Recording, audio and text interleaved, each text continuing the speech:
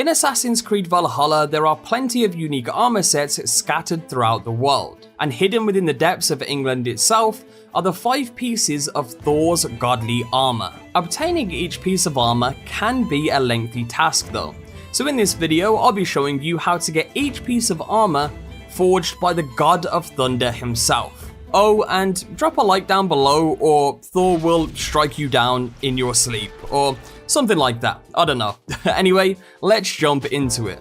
So this journey begins with defeating the 3 daughters of Lerion. Doing so will grant you 1 piece of Thor's armor each and also a special dagger that you will need to use later on. Now the daughters of Lerion are technically boss fights that are hidden in different locations in England, and the first daughter, being Gunnarill, can be found in the northern part of Grantbridgeshire in this location on the map. You will also see this marked on the map with a blue helmet symbol when you are nearby, so there's definitely no missing it. Anyway, once you're over here, if you interact with the body that is being hung up from the ground, Gunnarill herself will spawn, and you will be tasked with defeating her. This is no easy feat though. If you are sort of in the mid to early stages of the game and are playing on some of the harder difficulties, you can expect a really tough fight. Just be sure to learn her attacks and parry them as much as possible. Also, the Brush with Death skill helps a bunch for that slowdown time effect when executing a perfect dodge, pretty much allowing you to deal a ton of counterattack damage. Another thing you should know for this is that when you have her health down to half, you will enter another cutscene, and she will unleash her true potential and become even harder to deal with, so be careful. Anyway, once Gunnarill has been defeated, she will drop you Thor's breeches, which are the boots in Thor's armor set. She will also drop her dagger, which again you will be using later on. But moving on, now that you've taken down the first daughter of Lerion, it's now time to move on to the second, being Regan. Regan can be found in the northeast area of East Anglia, in this location on the map. Once here, it's pretty much the same again, simply interact with the body and Regan will spawn. Now as you're fighting Regan, you will notice that he is quite similar to Gunnarill. It's pretty much about learning how he attacks, parrying or dodging at the correct times, and doing damage where you can. But once you have slain the mighty foe that is Regan, he will drop Thor's Flawless Battle Plate, which is the torso part of Thor's armor set, and he will also drop the dagger needed for the statue. Moving on to the third daughter of Lerion now, we have Cordelia.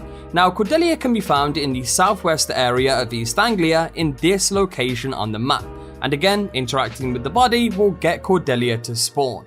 Now, while Cordelia does have similar aspects of combat to Regan and Gunnarill, she is a lot more difficult to defeat, as she will output a ton more damage, so be extra careful with approaching Cordelia.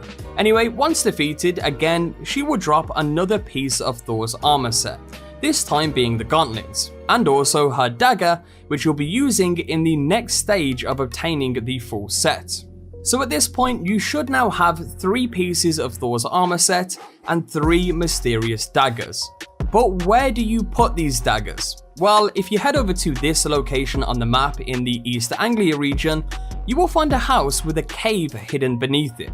If you make your way through that cave, you will eventually come across a statue with 3 holes in it, perfect for squeezing in those daggers. Once you have placed all 3 daggers in the statue, it will break and open up another section of the cave. And it's at the very end of this cave, in a rare chest highlighted in blue, where you will find Thor's beautiful mighty helmet.